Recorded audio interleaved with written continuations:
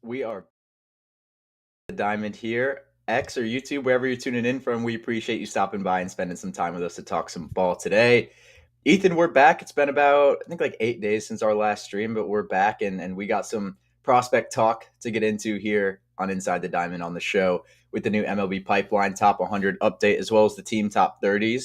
I don't know how much we'll get into that, but I do have some notes on that to go over for us later on. But Ethan, man, it's been a busy week for both of us, as I feel like, we always say here whenever we get back in the flow of things, but not probably the greatest weekend for you in terms of what you had to deal with. I think it goes without saying that, I mean, if you know what Ethan went through this weekend, I mean, you probably already told him. If not, I mean, obviously, Ethan, we're all sorry you had to put up with being hacked and dealing with all that bullshit. But I mean, how is it now? Are you at least, you all figured out? Are you all good now, or there's still some stuff that you're figuring out with that?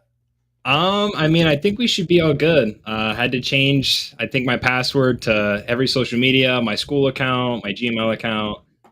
Spent all of Sunday at the police station. It's not an ideal situation, but it's the first time I've ever experienced something like that. But I think we're doing better now, and nothing better than to come on here after maybe like a week and a half break, and to come and talk some prospect rankings and some second half stuff. I'm excited. Yeah, I don't know if you ever thought that'd be something you'd have to deal with, but Not at all. No. I mean, hey, look at it this way. That could be like your "I made it" moment or something, because I guess so. nobody's aren't out here getting hacked. That's all I'm going to say about that. But like Ethan said, we got prospect talk to get into, and like I mentioned, the new MLB Pipeline Top 100 has come out. We got the highest risers on here, Ethan. Should we go through the highest risers first and then kind of break down the entire list as it is now, or other way around? What do you think? I mean, I think the highest risers, I think, is pretty interesting. I mean, we have two guys jump over 60. We have four guys jumping over 50, three guys in the 30 range, and then I mean, we could probably just start it off with the first one. Connor Griffin jumping a total of 42 spots from 43 to number one in the prospect rankings. Absolutely insane. Eduardo Tait went from 93 to 54 plus 39. Michael Arroyo for the Mariners, 98 to 61.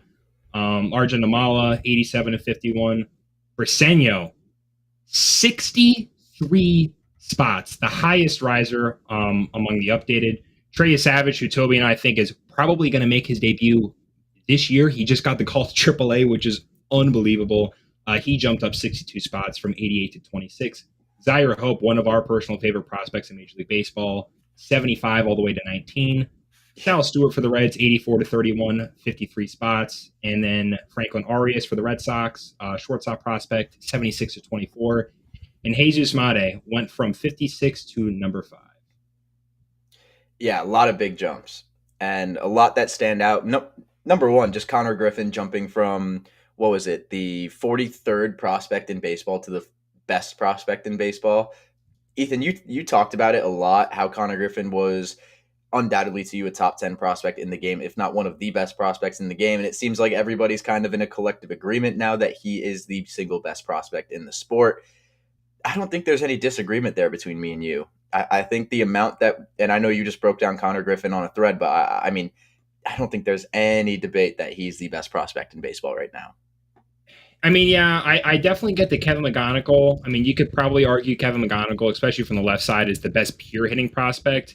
But just the overall tools that Connor Griffin possesses, I think he's a true 5-tool athlete from what we've seen. And if you look at his A and his A plus numbers, he's gotten better. He's almost doubled his walk rate. He's lowered his K rate. His WRC plus went from 157 to 170. And the only zone that Connor Griffin struggles in is down the middle.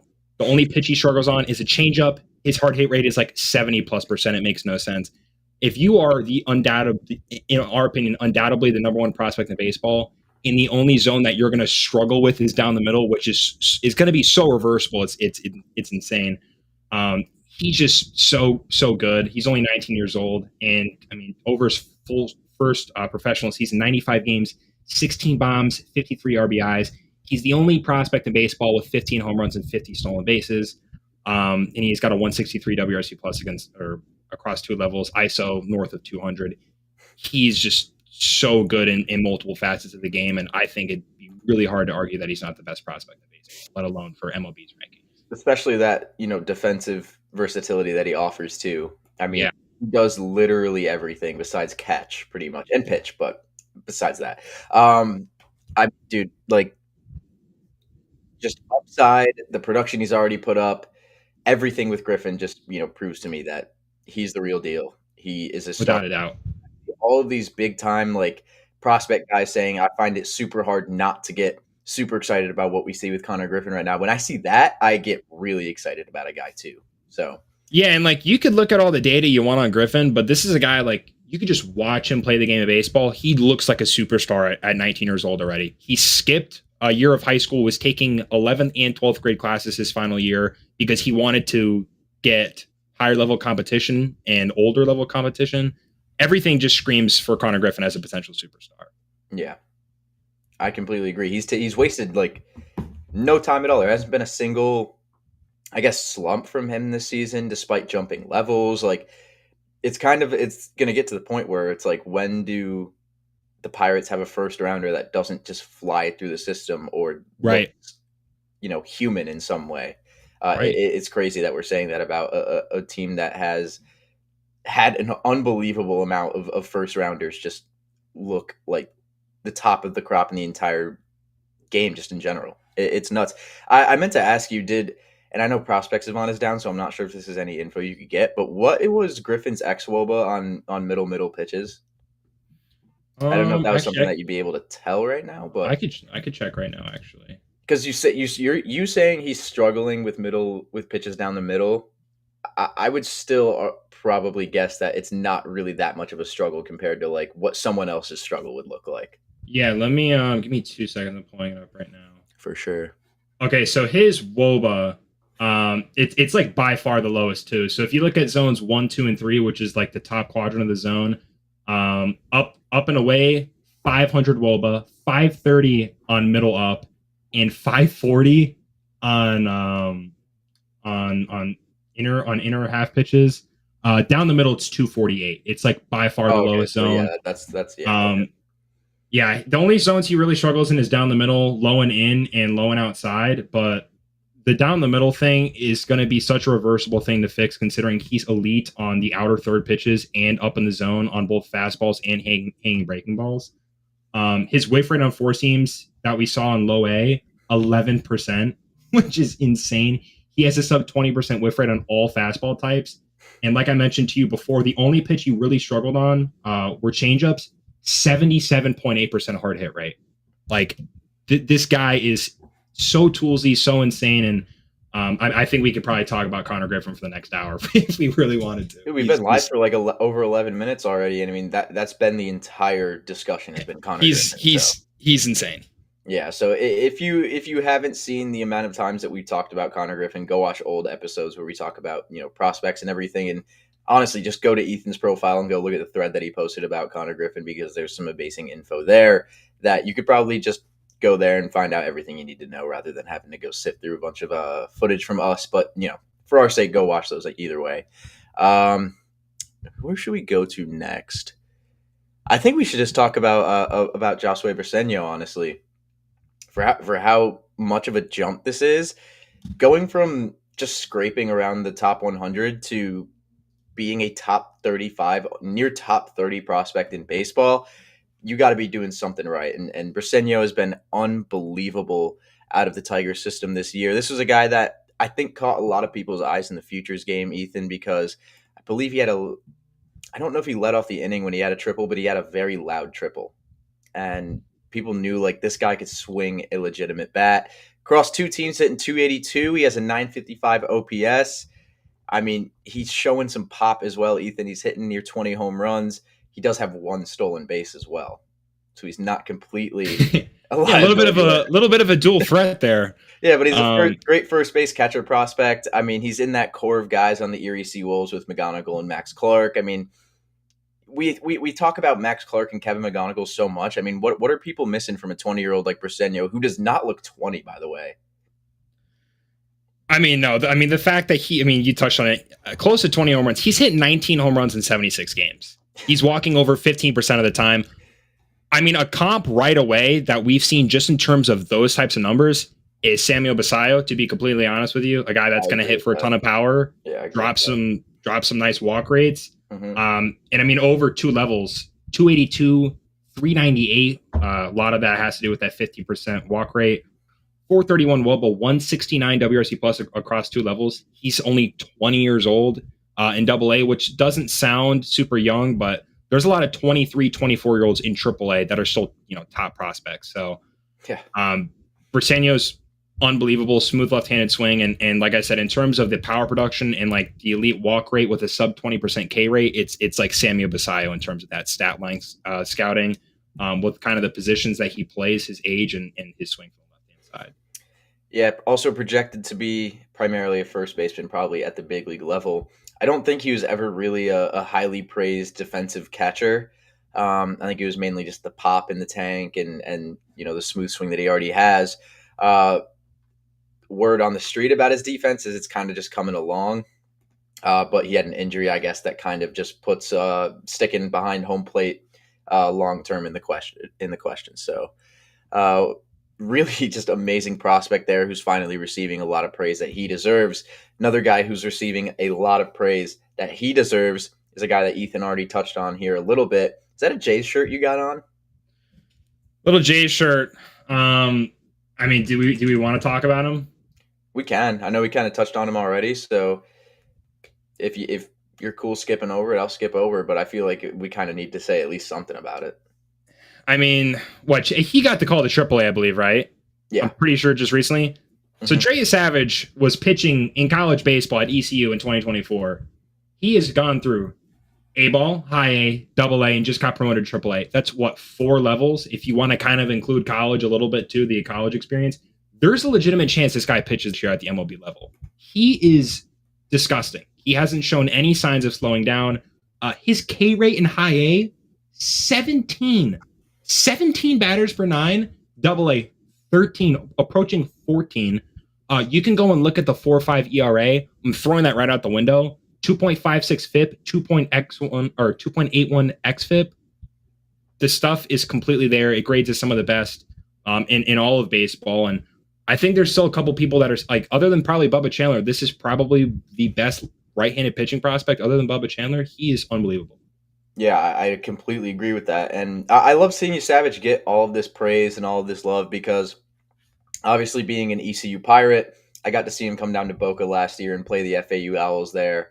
And he shoved. I think he had like 11 Ks and like 7 innings pitched or something. And I mean, the stuff was just toying with FAU hitters. And I mean, what I really loved about you Savage coming into the draft last year, and I said this, and I think I said it so much that I don't ever forget myself saying it, just how consistent he was in college. Right. And, I also say all the time how I'm not a pitching like expert at all. I never pitched in high school or really in growing up playing baseball. So I try to keep my foot out of the pitching door in terms of analytics as much as I can. But you could just tell this guy's stuff is consistent and it was going to For play sure. across every level. Like I absolutely love what Trey Savage has been able to do. But I mean, it's not necessarily surprising either. I think a lot of people could probably guess that he would have been somewhere around this part of the minor leagues at this point in the season.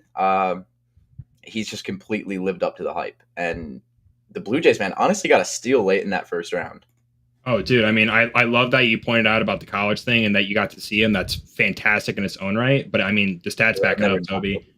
76 innings in 2023, his age 19 season at ECU, almost 12.5 K per nine.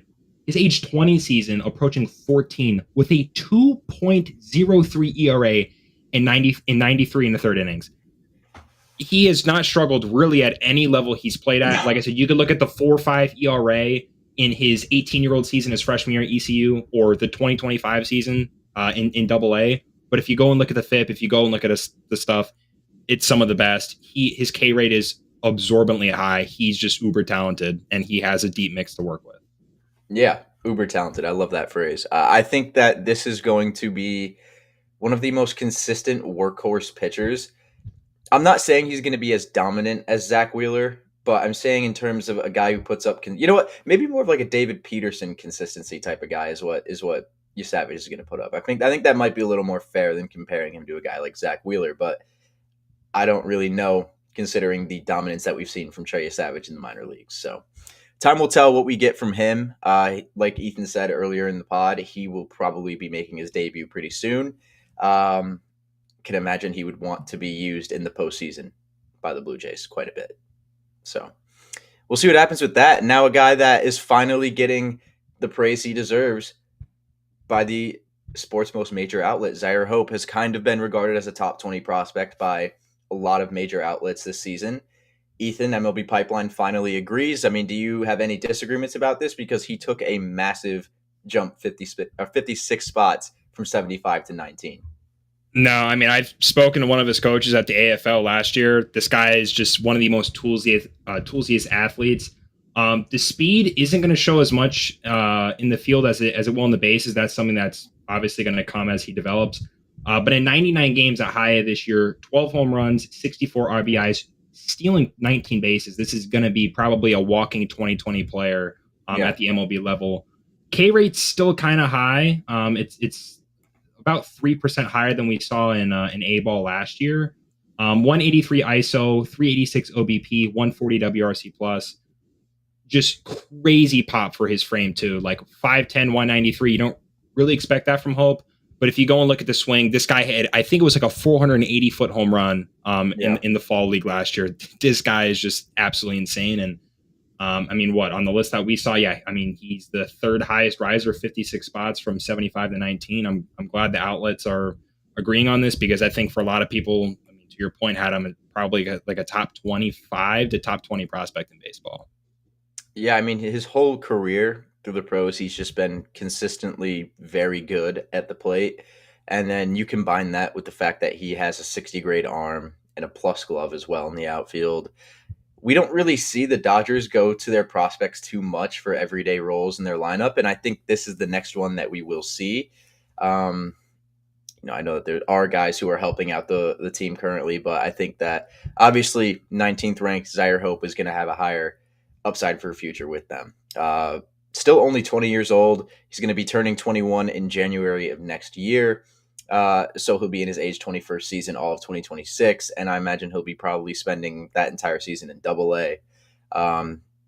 Dodgers don't typically like to rush their guys up, obviously, because they typically pay guys to just fill those big league roles. So Right. so we will see when or if Zaire Hope will be able to make his Dodgers debut at all. But I mean, if this team was willing to run out James Outman there for as long as they did, I think they'll be willing to give this kid a pretty long leash out there in LA. So I love seeing the respect he's finally getting from the most major, I guess, outlet here when we're talking about prospects. But moving down, Ethan, to a guy that I didn't know was going to ruffle a lot of feathers with when I posted about him a few days ago. I noticed Sal Stewart was on an absolute tear in AAA over like the last 20 games. So I made a post about it on Twitter, and it amassed almost like 100K views of Reds fans that were just pissed. And, I couldn't help but like just laugh and kind of just like agree with these Reds fans that they have Sal Stewart, who's jumping 53 spots in the prospect rankings as their top prospect now that Chase Burns has graduated, and they have Ke'Bryan Hayes up there when they could have Sal Stewart filling in the third base role and hopefully mash baseballs. Ethan, I want to hear what you got to say about that. Yeah, I mean, Ke'Bryan Hayes, I think like the last like 30 days was like bottom 5 in WRC plus. I know that our last episode, I think it was like an hour or 30 minutes in, he hit a 3-run home run, and I think his 4th at bat with the team. The defense is always going to be there with Hayes, but I mean, the fact that Sal Stewart right now, total, this is across Double A and Triple A, 101 games, pretty solid pop, 14 bombs, 16 steals, 307, 376, 497, 405 WOBA, 147 WRC plus. You could be fantastic defensively at third base, but the fact that he's still kind of down here and he's producing at this level, I mean, he's got to be knocking out the door at this point. Yeah, I mean, a ton of comments I got were like, Sal Stewart needs to hit more singles and then he'll get called up, or like he hits too many singles, he'll never get called up. Like, there's a ton of running jokes within the Reds like fan base, and I guess this was they were not at all new to the fact that Sal Stewart's been killing it in AAA. So hopefully he gets a call up soon, because dude, they need a bat in that third base spot. Like, I mean, dude, 14 home runs and like, 29 doubles. Like, come on. He's striking out less in AAA than he was in AA. Granted, the arm's a little bit better in AA, but still, I mean, he's been solid. Yeah, and if you watch the Futures game too, he was mic'd up for a half inning, and I mean, it was like one of the most entertaining half innings I watched the entire game. He was so much fun to just hear like talk. I mean, that's a guy that needs to be in a big league clubhouse, needs to be on a big league field every day. Start the clock on him. There's no point in waiting. Even if you have Ke'Bryan Hayes, who cares? DH Sal Stewart. I mean, I'm sure they've thought about that. Just off the top of my head, I'm not looking at who's currently rolling out in DH there, either like Will Benson or someone else. But Sal Stewart needs to be given a shot. He's been unbelievable. Now we talk about the Red Sox new top prospect, Ethan. Franklin Arias jumps from 76 to 24. Now, I don't really know what to think about this too much, because I feel like with all the other jumps, this one kind of, in all honesty, gets lost in the crowd. But Arias at just 19 years old in high A this year, actually across 2 levels this year, he's jumped from low A to high A. Was really good in low A, hitting 346. Now it's hitting 265 in high A, has a 702 OPS. Obviously, there's a lot to like here with Franklin Arias, Ethan, but I want to hear what you have to say about him, because, I mean, honestly, in terms of all the prospects we talk about, we've talked about every one of these guys, me and you off camera. I don't know if this name's ever come up between us. No, I mean, Arias is solid. I've talked to Lewis about him just a few times. The main thing that stands out for me is the bat-to-ball skills. This guy right now across 2 levels this year, 91 games, he has a sub 10% K rate. That's kind of the thing that stands out to me. The frame isn't fully developed. He's still 19 years old. He could still grow a little bit more and add on some muscle.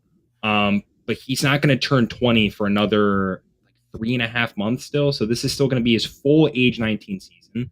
I think there's a lot of work with, but I think a lot of it is going to be coming in like his age 21, 22 season. The frame is fully filled out. We already see the bat to ball skills. As he develops and adds more power, I think this is going to be a guy that continues to rise. I agree. These Red Sox top prospects, man, they always seem to just sneak their way up the rankings more and more and more as time goes on. We're going to see Franklin Arias probably do that quite a bit here at just 19 years old. I expect those high A numbers to get a lot better here pretty soon. Oh yeah. Kind of like a guy like Yohendrick Panago, like I broke down earlier, like jumps a level, adjust, and then the next year you come back in, spend the whole year, either half the year at that level, and I think they'll probably see a lot of improvement there. But let's keep it moving down the line here. Jesus Mate continues to jump, went from 56 to number 5. Yeah, I mean, I think some of the guys think maybe a guy like Pena might be a little bit better in their system. But both of those guys in their own right, really solid bat to ball skills. Jesus Mate alone switch hitter. I think he has a little bit more power from the right hand side, if I'm not mistaken. I think we kind of saw it in his numbers already. But the fact that he's walking in 88 games at 14%, strikeout rate is around 20%. The slash line is fantastic at a kid that's only 18 years old. I think he's still one of the only guys at that level that is around 18, 19 years old. And he's very early for an 18-year-old. He's going to be 18 for another like 9 months. So like he's going to be playing a little bit of next year still as an 18-year-old, which is crazy to think. But yeah, the frame is still kind of there. He's a little bit taller than a guy like Arias, 6'1", 187. So he's like 20 pounds heavier. I think there's probably room to develop from the left-hand side with more power. But the fact that he's going out there, sneaky pop, steals bases. This was a guy in the DSL that had 28, and just across, A ball this year, he had 40 bags in 83 games. This is a guy that's probably going to steal 50 bags, develop some pop, and already has pretty solid bat to ball skills. There's plenty to work with. He has nearly 60 grades across the board. Yeah, like this is a pure 5-tool infielder, but like to an even higher degree almost. If you want to watch fun baseball and fun prospects, tune into the Wisconsin Timber Rattlers and go watch a switch hitter, an 18-year-old in high A in Jesus Mate. And I love how you mentioned Luis Pena too, because I feel like we can't talk about one and not talk about the other. Luis Pena also playing for the Timber Rattlers now has been unbelievable this season. 70 grade speed and a 60 grade hit tool. I mean, I just want this middle infield, and it sucks because it's going to be tough because they got Bryce Terang and a ton of really solid like young guys on this team. I don't know how this is even going to look by the time these guys are ready in probably 2 or 3 years. But I mean, a middle infield of Jesus Mate and Luis Pena, I mean, that's got to be like an absolute dream for Brewers fans right now. Yeah, when they're the best team in baseball. Yeah, you could sign me up for that any day of the week for sure. Yeah, being a Brewers fan must be pretty cool right now. I mean, yeah, definitely a lot better than the situation that I've been watching the last 3.5 weeks. Same thing with you, man. Same both situations. 3.5 weeks of baseball have been pretty brutal. So, being a Brewers fan must be very fun right now. we're beating up on the AAA Twins. Yeah, I guess so. I know. Why do the Twins even face you guys? Twins in regular season and playoffs against the Yankees is just like it's free dubs. Hydrogen bomb versus coughing baby. I've never heard that one before. Do you want to get into Arroyo or Tai, because both have just been let's go with Tai first, because I know you talked about Tai on a thread earlier I think it was this past week. So I want to let you kind of get into Tai, and I know he made some adjustments too that you really like. So I want to give you the floor here to kind of get out. Swing adjustments. He sometimes does like a full leg kick. It's not as high as he had it in 2024, but sometimes he does like a mid-air toe tap. So like he'll pick up his foot, he'll kind of center it a little bit, and then he'll put it on the ground. So he doesn't pick it up, plant it, and then do his stride. And same thing with the hips too. The hips are a lot more closed. He doesn't open up as much. and just the pure power from the left-hand side is crazy. I mean, all evaluators have it as being one of the highest power grades among guys his age. And this is a guy that I haven't really looked into too much of the high numbers because he's only played 15 games and the numbers are around league average.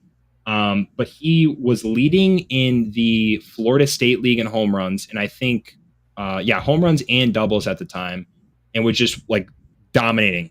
So there was no room for him to keep doing that. He got the call, I believe, with the Phillies, and then he played 7 of those games with the Phillies, and then once he got traded to the Twins, he's played 8 games. But just simply crazy fundamental athlete, and the fact that he's displaying that power at 18, going to turn 19 in about a month and a half is just simply special.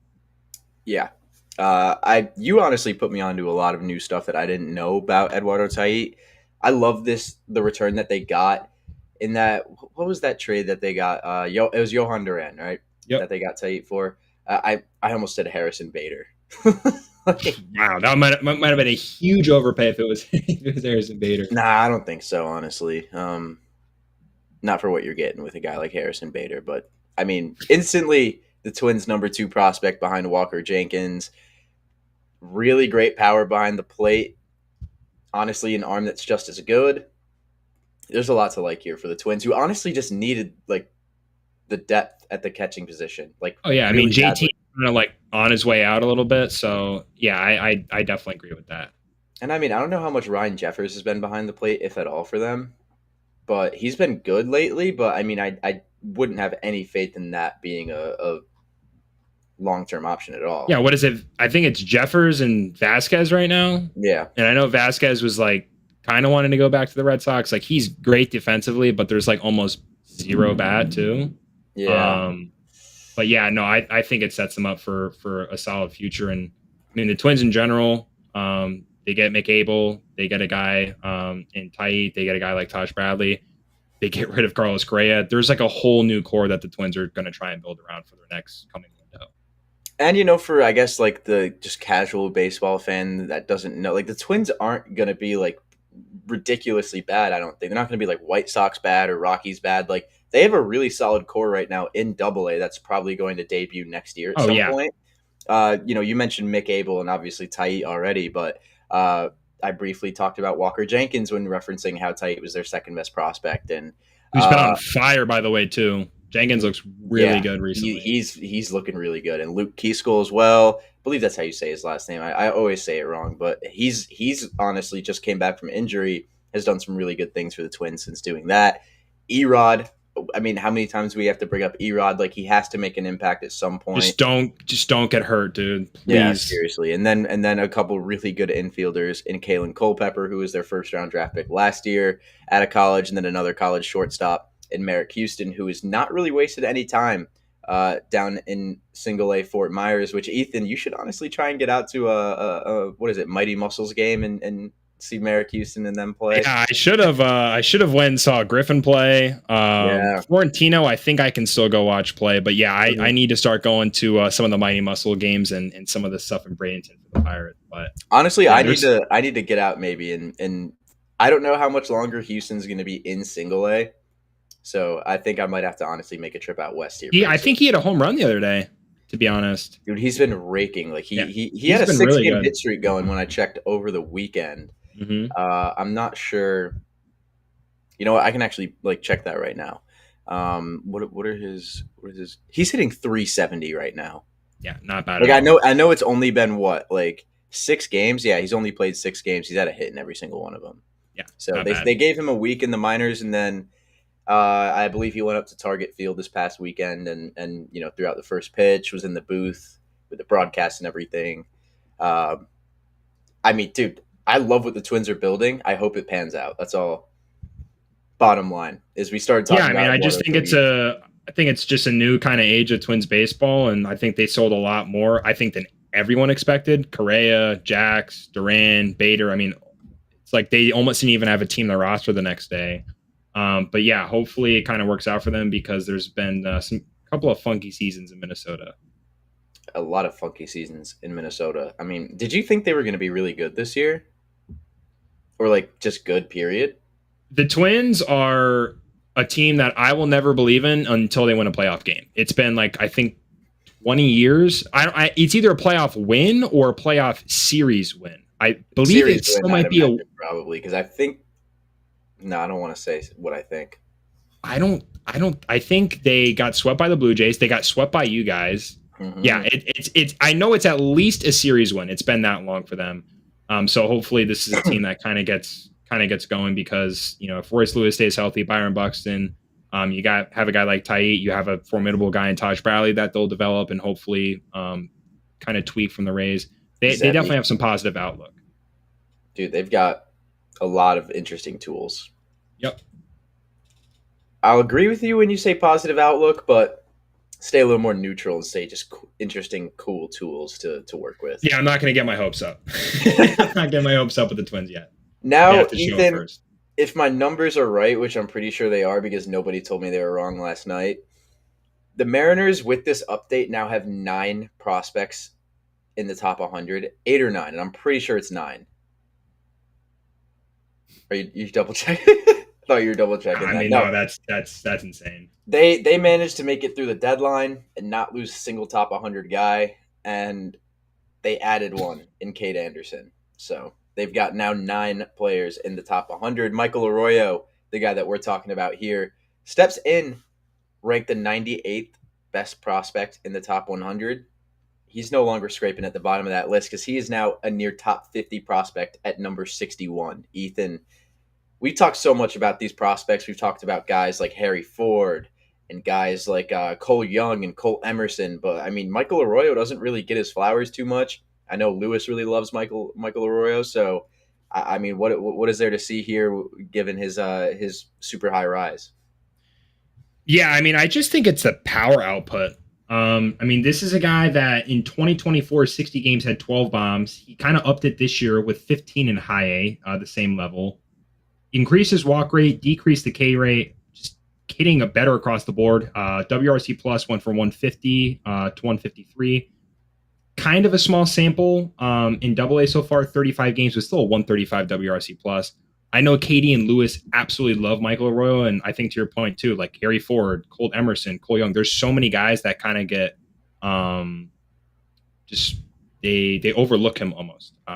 He just doesn't get the attention he really deserves, and this is a guy that's still going to be what's up. This is also going to be a guy that turns 21 in 3-ish months. So what up, Rob? He's going to continue to just be really successful. I agree.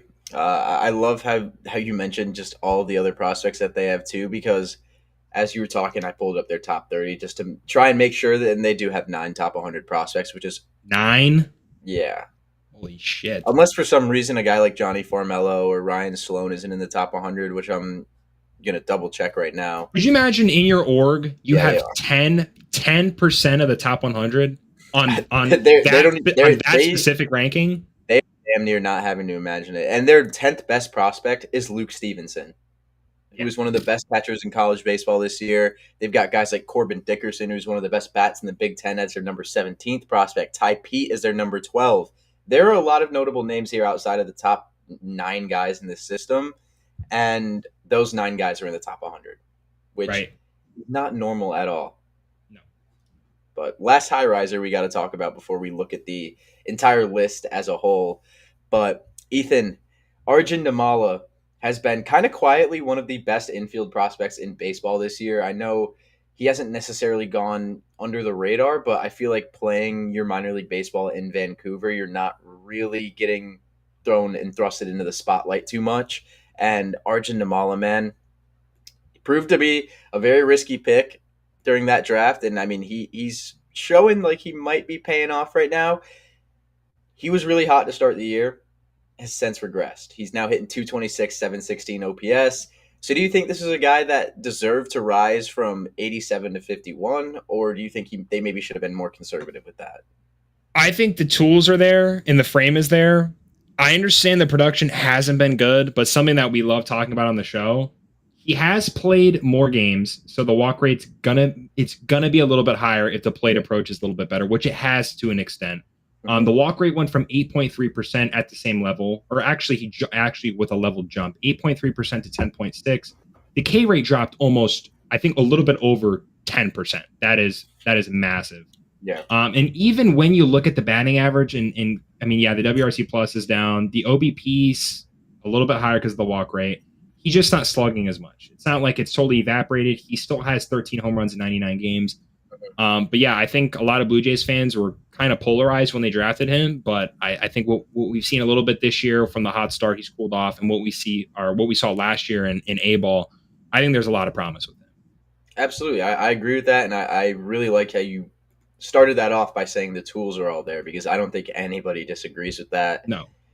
And I kind of mentioned this even, when talking about Pinongo earlier, and I forget who I was comparing him to, but just the fact that you rise a certain level at such a young age, I feel like it's way more difficult than people think. Like, this guy went from you go from near South Florida in Dunedin, I believe that's how you say it, to Vancouver, Canada.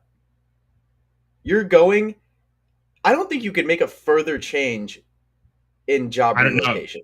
I don't really think you could don't either. know. You're going from one of the furthest south points of professional sports in your area, and you go all the way up to British Columbia, Canada, to the coast of the Pacific Ocean. You're going to the shores of the Right. Gulf of Mexico, to the Pacific Ocean. Like, no, that has to count for something. So the fact that he's OPSing over 700 to me is honestly pretty amazing. Like, yeah, I mean, the power is still there. Like I said, the production isn't as much, but he's walking more and he's striking out less. That's, in my opinion, to an extent, it's a little bit of an improvement. Because at 18, 19 years old, I mean, all of last year, he was 18. This is his 19-year-old season.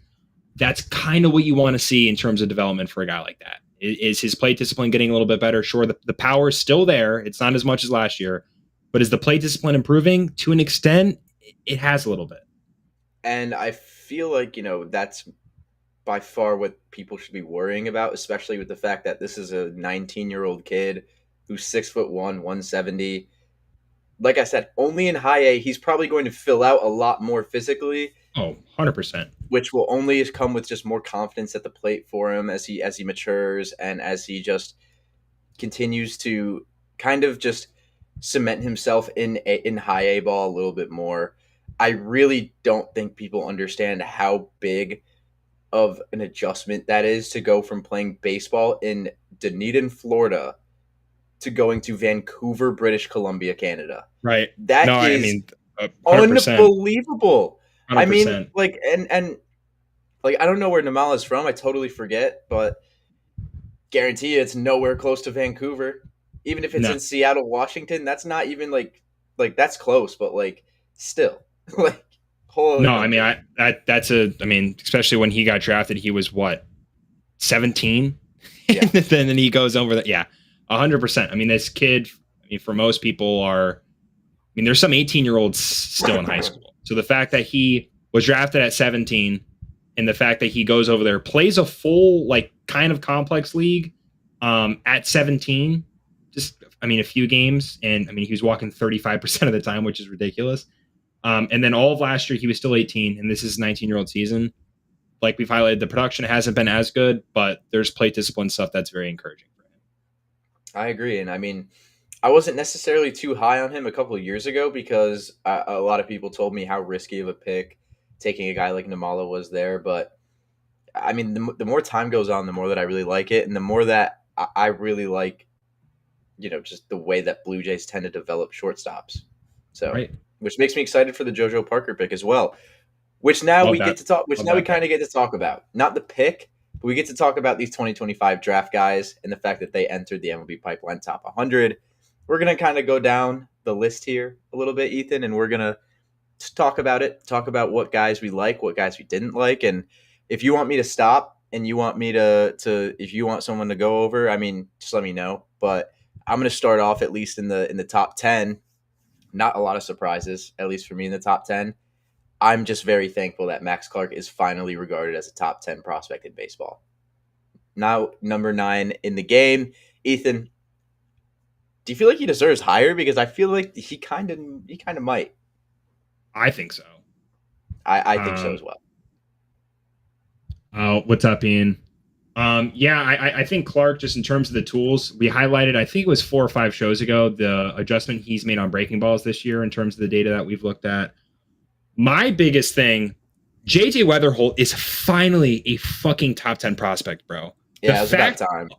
the fact on the last rankings, he was like on some boards mid 30s. From what we've seen from him, dude, like I know we get a lot of McGonagall talk, Griffin talk, even like Leo DeVries still to an extent. And like, if you kind of look at his recent stuff, he hasn't been as good. JJ Weatherholt was getting criminally underrated. And the fact that he's 6 on rankings is fantastic, even over a guy like Bubba Chandler, who we've kind of mentioned how good he is, but a little bit of the command struggles that we saw. It was like about a month and a half ago now. He's improved a little bit, but JJ Weatherholt at 6, I love. And yeah, I think Max Clark definitely deserves, I mean, he could be higher. And it's almost biased too, because a lot of these rankings have actual production and some of them have future production. If you want to go look at future production and the overall skill set, Max Clark could be the number one guy, if we're being I completely honest. completely agree with that. I just Ian, wanted thank you someone for else that. to say it. I honestly just wanted, yeah, seriously, thank you for that. But I just wanted someone else to say it. I completely, and I'm going to put Robbie's comment back up because the Yankees are absolutely back. It's because Big G's playing in the field. But I absolutely think Max Clark will rise to a top 3 prospect minimum. I think he will be a top prospect in baseball when it comes down to it. I mean, that does kind of matter to see if Griffin does debut before him, which I don't know if that'll happen. But dude, both ETAs 2027. We'll see. One of those two will be the top prospect in baseball. So we'll just have to wait to see who it is. From 11 to 20, there's a lot I really like. I love the DePaula love at number 12. Love that. I love Bryce Eldridge at 13. I am a big fan of Travis Bazzana there at 15. Luis Pena at 16, we already talked about. Then we get back-to-back 2025 picks. Eli Willits and Ethan Holiday were the first 2 high schoolers taken off the board in the draft. Ethan Holiday slides in at 17. Eli Willits slides in at 18. Do you have any disagreements with that, Ethan? I mean, I didn't expect anything less of MLB Pipeline, considering that was how they had their draft prep rankings from the jump. I agree, and then I don't agree, just because like we've only seen some rookie ball. By the way, Eli Willits in like his first game that we saw at rookie ball, swing looks great. I think he collected a hit in his first at bat too, which is crazy. Yeah. The only thing that I don't agree with is a guy that you've covered and we've talked about countless times. How is a guy like Carson Bench, who's now the 20th ranked prospect, how is he not ahead of both of those guys? And he has been mashing all year. I mean, he's already proven, he's already shown what he can do. He's been arguably the best hitter in all of the minors this year, if you really want to look at it, and especially in the Mets system. How is he not ahead of guys like that? I understand the future production, but it's the same thing with a guy like Max Clark. If you want to look at future value, Max Clark's probably a top 5 prospect if you really want to look at it.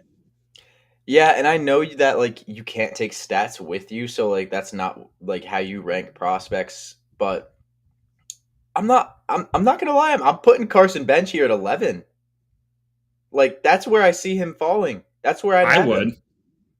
I don't think I agree could with put him. you. I don't think I could throw him in the top 10 over some of these guys. I might throw him over Bubba Chandler, dude. Right now, I might. I'd throw him over Bryce. I would throw him at least over Bryce Eldridge. If you want to go and look at Bryce I'm Eldridge's 100% batted ball data, it's a lot of fastballs. There's a lot of swing and miss on other off He speed and plays in a breaking very pitches. highly elevated place too. Yeah, I think Benj is a guy. I know you like him even more than me, but I love him too.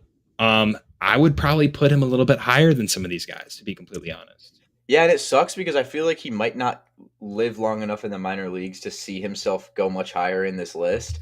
I think if he gets a year more in the minors, could see himself rise to maybe just outside of that top 10. But man, what an amazing draft pick from the Mets. Like seriously, they got an absolute gamer in Carson Bench late in that first round. And I mean, just tools across the board, they speak a lot to you, but he's backed it up with the numbers. Completely. Carson Bench got promoted from high A to double A. Double A is, in terms of arm talent, is probably the best level in the minors. I know a lot of people look at AAA. A lot of the MLB ready guys are still around the AA range. Yep. He's improved, like almost all across the board. The K rate dropped around 3%. He's hitting for a higher average. The OBP is around the same. He's slugging like 90 points more. WRC plus went from 168 to 186. I mean, dude, like I said, I understand if we're gonna look at future value, put a guy like Max Clark a little bit higher. Carson Bench has shown through 3 levels now across the last few seasons that he is undoubtedly one of the best hitters in all of minor league baseball. It is incredible what we're seeing from him. Yeah, I am very curious to see how his power translates, to see how the Mets decide to go about playing him in the field. There's a lot of, I think, still kind of little question marks that you could argue, result in putting Benj there at number 20, but I think deserves a little bit higher. Right. Now we get another 2025 draft prospect. Kate Anderson slides in here at 22. I thought he'd be much higher than this. I'm not going to lie. Yeah, I mean, I think 22 is still really, really high. Like, I would agree enough. with it, but that's a really solid. I think that's a really solid place for him. Yeah. I don't know did Thomas White go up that much? I think he has. Dude, he has been gross. Thomas White has been on like almost on a weekly basis has been on at least my Twitter account of just pure wipeout stuff. Like, it is insane what he's doing for Miami. You could look at Thomas White. You could look at almost any pitcher in that system. They're developing arms. I know they got some people in trades, with San Diego and stuff like that, but the pure arm talent in Miami system is fantastic. And it starts with a guy like Thomas White. I don't know how many spots that he rose, but 21 for him, I think, is a fantastic spot too.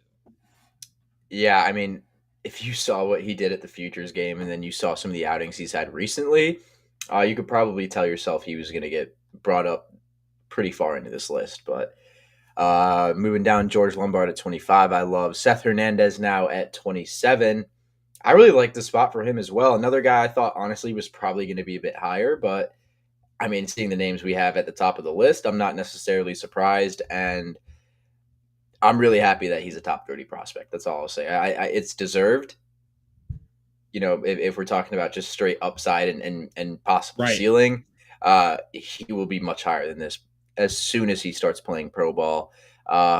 I like the placement here of 3 straight guys: Lazaro Montes, Jet Williams, and Sal Stewart, and then Briseño right after them.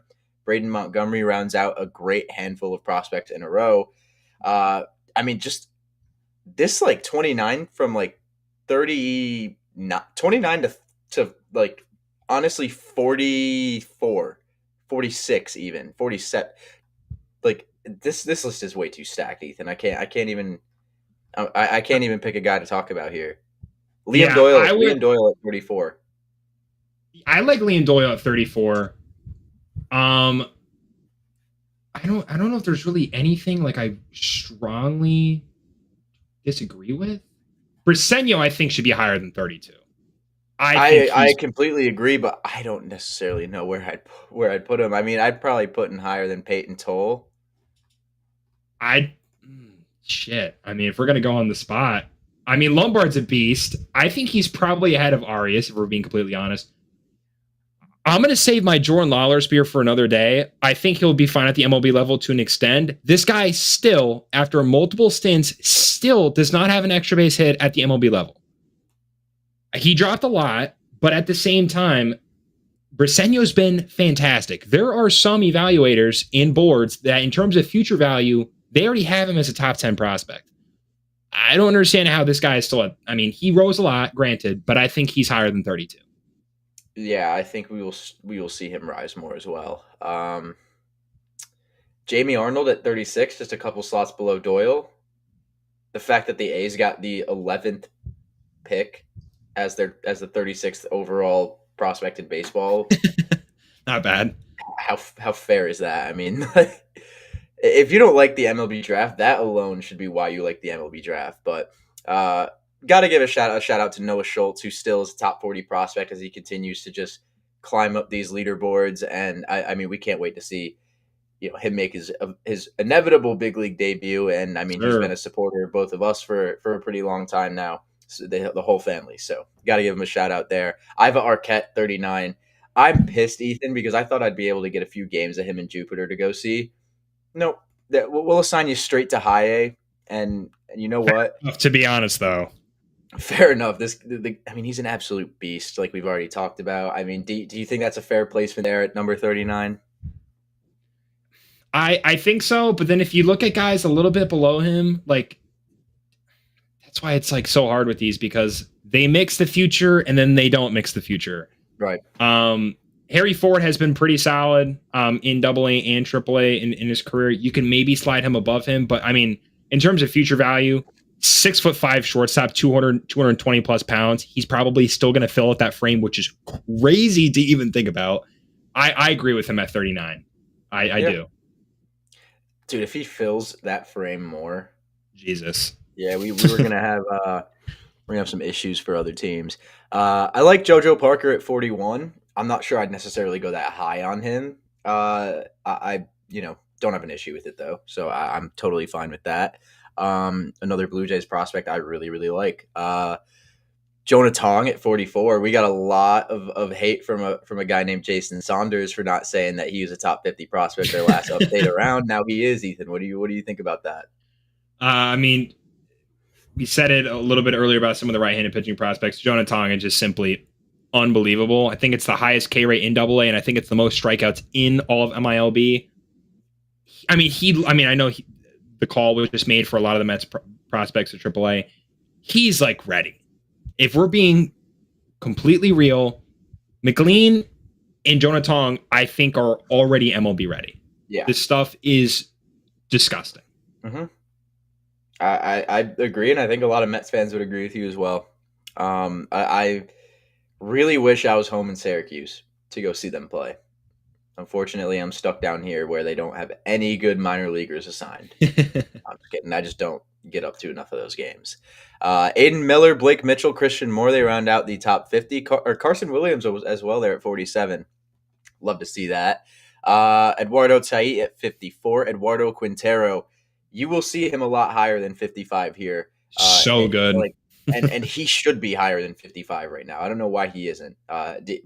And I don't want to put you on the spot because, like you kind of mentioned already, that's hard to do. But where would you put Quintero on here? I mean, I would put him probably a little bit higher at least. I'd put him over Namala. Yeah, I'd put him over Namala. I'd put him over Simo. I'd put him over Blake. I'd put him over Blake Mitchell. I'd put him over Aiden Miller.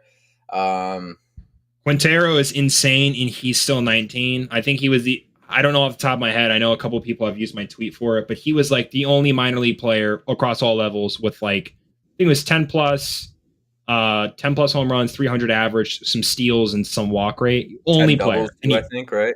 Yeah.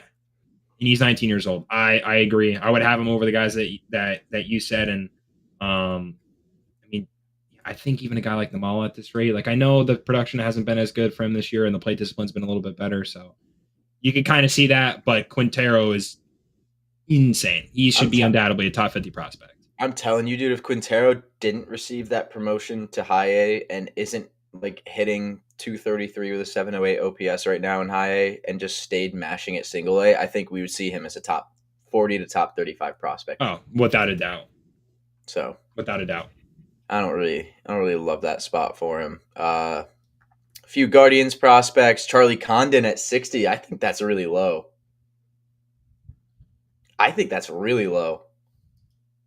For who? Condon. I mean, dude, I've probably seen too. He's been fucking raking recently. Exactly. So I would have thought he'd be like top 40 at least. There are a lot of really good prospects right now, though, I must say. I like Jump at 58. Jump could be a little bit higher than 58 for being. Dude, I can't get on board with Chase DeLauder over Charlie Condon, though. I just can't. I only get it because of what we see when he's healthy, and like I know that I can get on that 100%. But Condon won a Golden Spikes. Condon really is a special prospect here. And We'll see DeLauder, him like, next year. To be yeah, completely honest, we'll probably see him next year. we'll probably see him hitting baseballs out of He'll be Coors yeah. Field. Michael Arroyo at 61, Rhett Lauder at 63. Mike Sirota at 66. I love this prospect. Has shot up leaderboards this year, and rightfully so. He has been filthy. 2 teams, 333 average, 1,068 OPS, and he's played 59 games. Yeah, So I mean, not a lot, he's not a ton of walking. games, but like, Bro, his walk rate's approaching 18%. He has a 189 WRC plus. The Dodgers just know what they're doing in terms of prospects. Or if they do have a prospect and they're highly regarded and they trade them, they know what they're doing too, because in terms of their player development and their talent evaluation, they're one of the best orgs in Major League Baseball. So yeah. Sirota's been unbelievable. I like that shout. And I mean, I was watching so much Rancho Cucamonga's Quakes baseball earlier in the season to see Quintero and Sirota all play. Like, they just swing it like in a way that is just like way more fun to watch. And I know that like sounds weird to like hear, but it's just like their swing looks so much more powerful than everyone else at their level. Oh So to yeah, see no, them 100%. So to see them rise and to keep up this production is pretty awesome. Right below Sirota is Theo Gillen at number 67. We'll see him continue to fly up these leaderboards. I mean, I have no doubt in my mind there. Carter Jensen at 70. I almost did a thread on Carter Jensen today, Ethan. I kind of, I look, he should have did that. Now that He's I think about it, nasty. 'cause he is nasty, but a lot of really good power there. I like that ranking there for him. Colson Montgomery at 71, man. If you've seen what he's doing in the MLB lately, you probably would think that is blasphemy that he's at 70 or 71. Yeah, I think it's 10 home runs in his last 18 games. I mean, he's been on fire. Yeah, and I mean, how about the rest of like the 70 range here? Because you've got Erod followed up by Jarlin Susana, who then a couple picks after him or a couple prospects after him, Alfredo Duno, Joe Mack, Kalen Culpepper, the Password, Billy Carlson, and then we get into the 80s with Robbie Snelling. So there's a lot of really, really good prospects here in the back end of this top 100. I mean, I don't disagree with really any of those rankings, honestly. I think that there's a lot of guys here who've shown a lot of really raw talent, just have either not been able to prove it consistently or have battled other stuff like health issues or other things. I thought the Password would be much higher. Not gonna lie. I did too, dude. He's been unreal. I mean, Yeah, I tweet about him like pretty and consistently now. not only He's been that, like unreal. MLB Pipeline posts about him pretty much on a daily basis. Like I Oh, don't. dude. Yeah, he's been getting a lot of attention. And shout out Lewis. Lewis is on him like very early into last year. So Yes. Oh yeah. No. He's been Lewis. Lewis gets it right with a lot of these guys. So if he's talking about a prospect, you should open your ears up pretty wide. Cam Caminiti at 81. Yankees get another top 100 prospect in Carlos LaGrange. And then rest of this, man, Ethan Salas now at 86. Wasn't he a top 10 prospect like a couple years ago? I got shat on for saying Hang Ethan on. Salas wasn't a top 10 prospect. I understand the future value. He hasn't hit at almost any level he's been at. I understand the defense is going to be so good. The floor is like a 10-year big leaguer just behind the plate. Wow. But I think he's still in double A. He hasn't been producing. I don't even really need to look at the numbers. I'm not even trying to like hate on him too. I just think that the prospect hype was way too much on him. Granted, he's still only 19 years old. He's one of the only 19-year-olds at double A. His brother too is like the same thing with the Marlins. I think he's 17 or 18. He's one of the youngest players at his level too. I have no doubt that Ethan Salas will develop into a solid big leaguer. I just think at the time, the fact that I think he was a top 5 prospect, let alone top 10. I just thought it was too high. And I mean, we've seen like the last, year plus of hitting. He hasn't developed there. And granted, it might not be his fault because he's in double A at 19. He probably needed a little bit more time in the lower levels of the minors, but Yeah. he has to show it a little bit more offensively for him to start rising a little bit more. He has to show anything offensively because besides one level in a 48 game stint in single A, he's never OPS'd over 600 at any other Yeah. level. No, I Like, know. Yeah. you got to think about how nasty this kid is behind the plate if he's still in a lineup. Like, I mean, 544 OPS, and I mean, he's only played 10 games this year, but I mean, if we're looking like, I don't know. It seems like whenever he does get up to a new level, though, he doesn't really play a lot of games, so it's hard for me to really judge the bat too heavily. He's dropped 78 spots since 2024, Ethan. I'm not high on the bat. I haven't been high on the bat for it's like 2 years, and it was polarizing at the time. I kept saying it. I was, but it is what it is. The bat has to develop a little bit more. He's young. I have no doubt that it probably will be, but at the current time, I thought it was insane to have him in the top 5 when there were clearly guys, even in the 20s and 30s, that are above him now that were clearly better than him. Yeah. Yeah. Man, I hope he doesn't slide too much further because that would suck to see him go from 8 to out of the top 100 before he debuts. Right. Moving on, 89 Steele Hall. I mean, I didn't know if I even really expected him to be in the top 100, so that's pretty cool for him. Logan Henderson, respect at number 90. I like that. Yes. And then the Yankees with a couple back-to-back prospects in Cam Schlittler and Spencer Jones. Hagen Smith, Kyson Weatherspoon, Gerangelo Sainta, and Tyler Bremner, a few pitchers there. Angels drafted the number 96 overall prospect with their second overall pick. And you think about how many guys are ahead of Bremner. Yeah, I think in terms of the raw stuff, we said it. We said in the episode with Itai. We said it in the episode when he was actually drafted. In terms of the pure stuff that he has and the changeup that he possesses, I think he probably should have still been a top 10 pick. And he was a consensus like top 5 before the season started. I think that Tyler Bremner is going to be solid. I think he's already close to the area. He was Southern Cal kid. He's already close to where he was playing college or where he's kind of grown up. The more I kind of look at the pick, I don't disagree with it as much on draft day because we were fucking befuddled when his name was called, to say it lightly. Everybody was I agree with you where he should have been a consensus top 10 pick like he was. Yeah, I still think so. Right. But dude, I mean,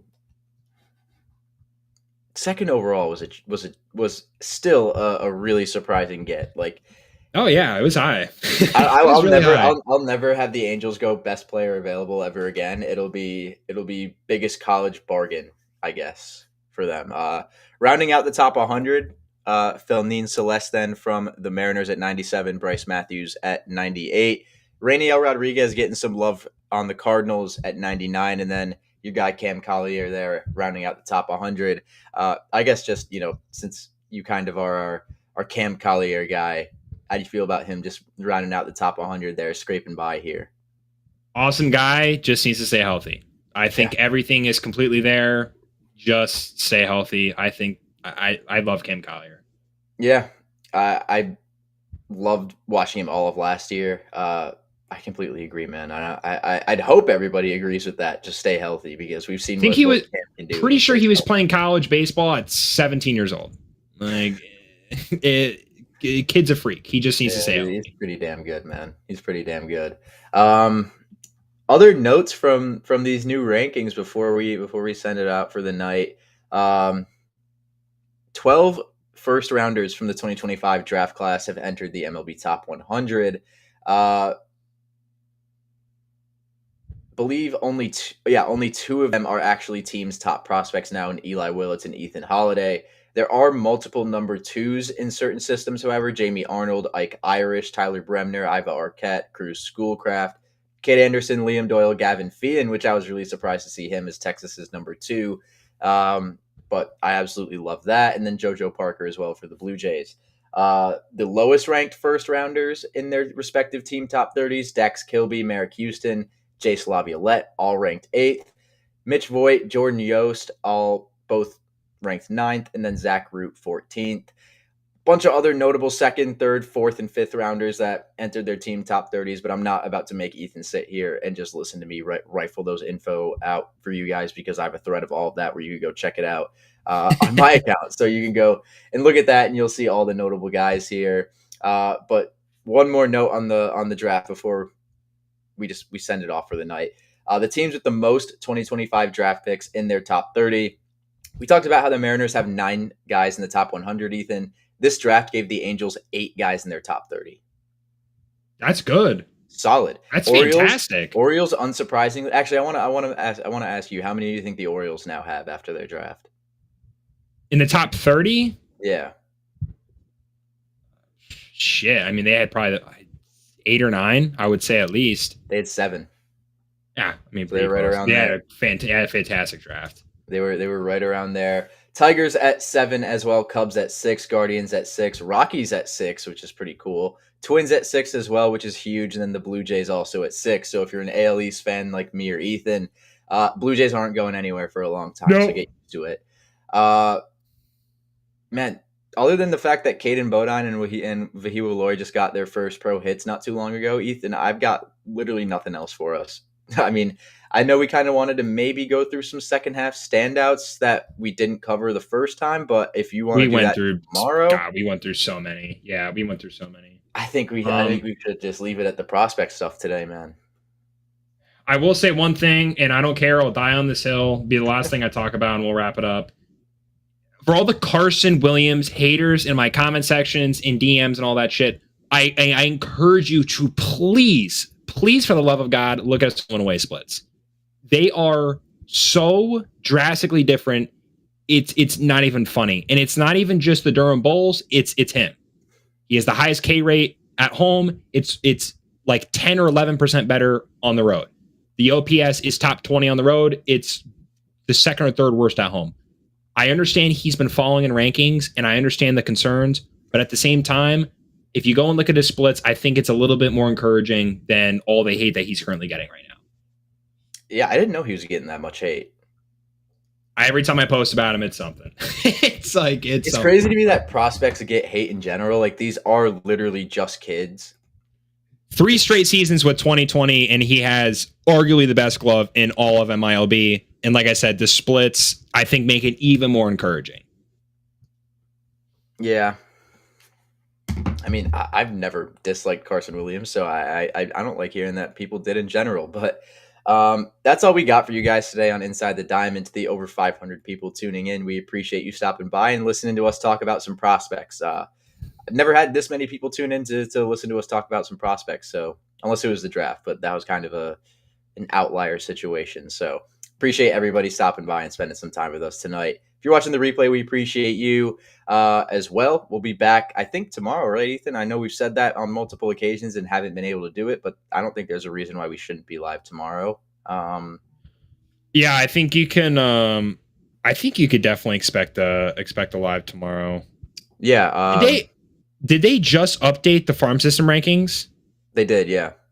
Okay, because what is it? Dodgers. I think Dodgers are the new number one. Farm system rankings. I think they just did pipeline. No way. Yeah, 26 minutes ago. Or this. Uh-oh. So Dodgers 1, Twins 2, Mariners 3, Brewers 4, Guardians 5. Wow. Detroit 6? What? I don't like that at all, man. That's rage bait. That's rage bait. That's rage bait. That's terrible. Mets at 7. I like that. Dude, good for the Mets. Mets have been fantastic in the draft recently. It is falling out the top 10. Reds at 8, Pirates at 9, and the Rays at 10. Appreciate the message, bro. Appreciate that. But yeah, I don't agree at all with Tigers at 6. I think, would you have them over the Guardians at 5? Yeah, 100%. I mean, you have Clark, you have Briseño, you have a guy that you're going to work on tomorrow for probably one of your threads. Not going to spoil it, so I would have them as still a top 5 farm system without a doubt. Absolutely. And then they've got guys too, like in the back end of their top 30. I believe Max Anderson still having an incredible year. John Peck as well. Jonathan Peck having an incredible year. Like, they've got a lot of guys from like the 20 to 30 range, the 15 to 30 range on that top 30 that are really good. So I'll ask you this. I'll put you on the spot really quick before we leave. Who is a guy that is not in the top 10 that's near the top 10 right now that the next update will be in that top 10? I think it's safe to say Luis Pena. Honestly, I think that people are gonna bully MLB Pipeline into having both him and Mate in like the top 5 by the time they're ready to debut. Yeah, I think so. Like, I don't think MLB Pipeline really thinks Pena is the 16th best prospect. I think they literally just got bullied into doing that because so many other people like have him so highly regarded. It was like, oh, we have to put him up here because Yeah. I feel like any other type of like is there an organization where we see something similar where like there is a similar style prospect that is ranked so much higher and talked about so much more than some guy, and then we just kind of throw like, I mean, that makes it sound like Pena is not actually a good prospect because he is, bro. Like he really is really good. But I just feel like normally MLB Pipeline wouldn't give him that high of a ranking. I don't know if you agree with that, but Yeah, no, I mean, I definitely agree to an extent. I think DePaula could easily be a top 10 guy. that was the next one I was going Um, to say. I think if Jenkins stays healthy, I like the only thing I think Bryce Hilder's at 13 still. Like, I think there's guys a little bit lower than him that could be better. Just the fastballs. It's like a large percentage of the success is on fastballs. There's high whiff rates on everything else across the board. I think DePaula is probably going to be a top 10 pretty consensus guy. Carson Bench too. If Carson Bench keeps it up, I mean he's gonna. I don't even know where he's gonna rank to be completely honest. Yeah, Um, I think yeah, I honestly I like the top 10 a lot this year or this update. for as much as I think MLB Pipeline maybe was kind of taking in the noise for Luis Pena to rank him that high, I do think he's gonna play his way into a top 10 spot. Him or Travis Bazana, I'd say. I could see Bazana raking going into next year. A healthy Travis Bazana is a top 10 prospect in baseball, I think. So I think those are so my two. too. I love the DePaula shout because I think he really could rise that far. Jenkins, I'm telling you, if Walker Jenkins can please stay healthy, the tools are absolutely insane. I It's the same mean, thing with him and Erod. he used to be a top 10 prospect in Oh baseball. I yeah, mean, he should be one. like top Like five. He's he top should be. five. Yeah, He absolutely should be. But uh, that's all I got for you guys on Inside the Diamond. I think, Ethan, that's all we got in general for the show, unless you got anything else. I'm good. All right, man. Well, that's all we got for you guys today. We'll be back tomorrow to talk some more, maybe some stuff in the second half or figure out some stuff to talk about. But either way, we'll be back here on Inside the Diamond. We'll post what time we'll be live tomorrow, and we'll see you guys then. So have a great rest of your night, and we will see you guys here tomorrow.